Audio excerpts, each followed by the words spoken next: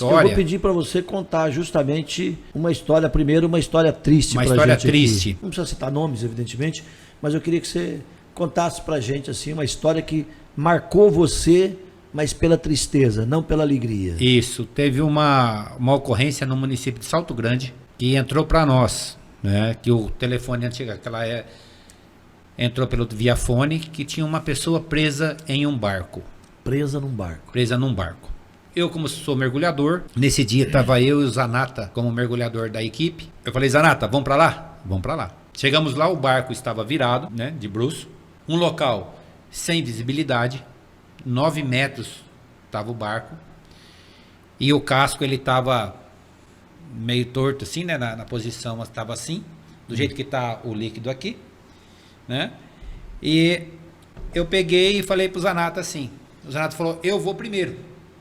E o Zanata, ele foi mais a fundo, porque o barco ainda ele estava mais ou menos inclinado assim. Inclinado, como você falou. E o Zanata conseguiu entrar. E o Zanata foi mais à frente do que eu, que ele conseguiu chegar numa portinha, que era uma escotilha. E essa escotilha que ele chegou lá, ele voltou. Ele falou, eu não consigo passar. E ele voltou. Ele falou para mim, Harrison, tá difícil lá. Eu falei, Zanata, eu vou descer para ver como é que tá. Nisso, eu desci. Depois que ele foi, eu desci. No que eu desci, eu entrei por baixo do barco e cheguei. Não na escotilha, que ele já tinha chegado. Eu cheguei um pouco antes. Porque o barco estava afundando. E quando o barco vai afundando, ele faz uns barulhos, né? Que você consegue perceber. E a grade da cabine do comandante da embarcação, ela estava afundando na lama. Meu Deus. E você pensa 1000 coisas ali embaixo. E eu tava com a guia, com a corda guia, como mergulhando. E eu olhava no profundímetro e falava, puta, eu tenho 25 minutos aqui embaixo ainda. Porque você tem um cálculo na nossa cabeça, quando você é mergulhador, que você planeja mais ou menos o que você vai fazer. E eu cheguei ali, e daí eu falei, não vai dar, eu vou voltar. Só que eu entrei num buraco que eu não conseguia virar o corpo. Eu tinha que voltar de ré, como se fosse de ré. Eu voltei de ré e eu vi uma luz. Eu falei, eu vou aqui que deve ser a claridade da luz do sol. E não era.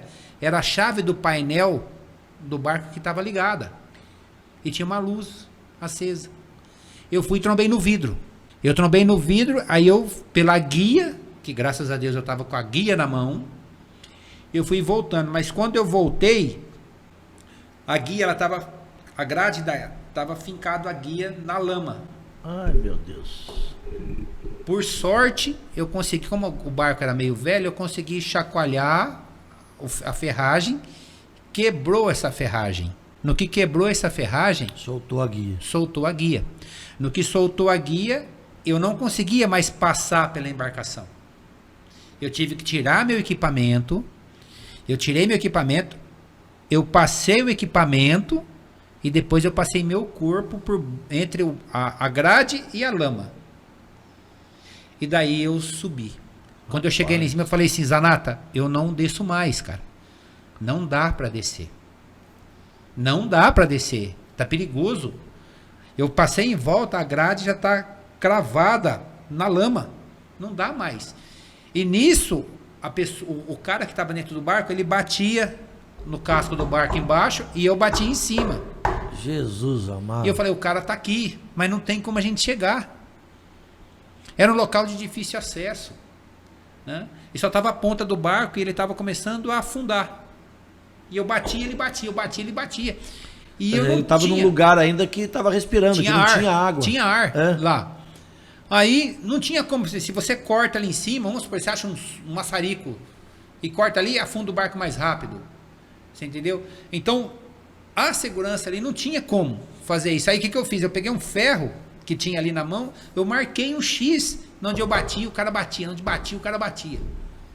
Aí, nisso, eu fui batendo, e nisso foi escurecendo. Foi escurecendo, e eu falei, mas não é possível, cara, eu não consigo fazer. E eu e o Zanata ali, né? Eu e o Zanata ali, pensamos, arruma galão para colocar na frente do barco, arruma uma outra embarcação para segurar o bico. Não tinha. Só tinha o nosso barquinho ali do bombeiro. E não tinha como você fazer nada. E eu falei, o cara vai morrer. E eu falei, mas como que nós vamos fazer? O cara vai morrer aqui. E eu falava assim, mas não tinha jeito. Falou, pô, você fala assim, meu. Aí eu bati, o cara não respondeu mais. Eu bati, o cara não respondeu mais. Eu falei, eu acho que o cara morreu. Nisso, onde eu bati, já estava mais ou menos meio metro de água onde eu estava batendo. Então realmente lá ele já tinha. Ele já tinha morrido já tinha ali. se afogado. E com isso, no outro dia de manhã eu voltei para a ocorrência, que não era mais para mim ter ido na ocorrência. Eu falei, não, vou voltar. Eu voltei lá, aí chegou meus comandantes de Marília, né? Nós somos subordinados da Marília. Aí o meu comandante desceu, né? Que hoje é o coronel Carbonari. Ele desceu e falou, rapaz, vocês são loucos. Não tem acesso ao barco. Eu falei, não, coronel. Quando nós descemos, ele era capitão, né? Tinha um acesso. Ainda eu falei para ele, o Zanata, ele foi mais à frente do que eu ainda. Eu fui um pouco menos. O Zanata foi mais na frente. Aí ele falou, olha, faz o seguinte, você que chegou agora de manhã aqui, pega a viatura e pode voltar, que você está dispensado dessa ocorrência. Você não vai trabalhar aqui. Puxa vida. Aí eu falei, tá certo, tá mandando para que eu tava de folga, né? Ele falou, não, deixa as outras equipes mergulhar. E com isso, foram tendo várias ideias naquela época. Aí o Celso Zanotto teve uma ideia de pegar um compressor de ar, colocar lá para tentar inflar o barco, aí veio os guindastes dele para tentar puxar esse barco para a margem, até ele estabilizar.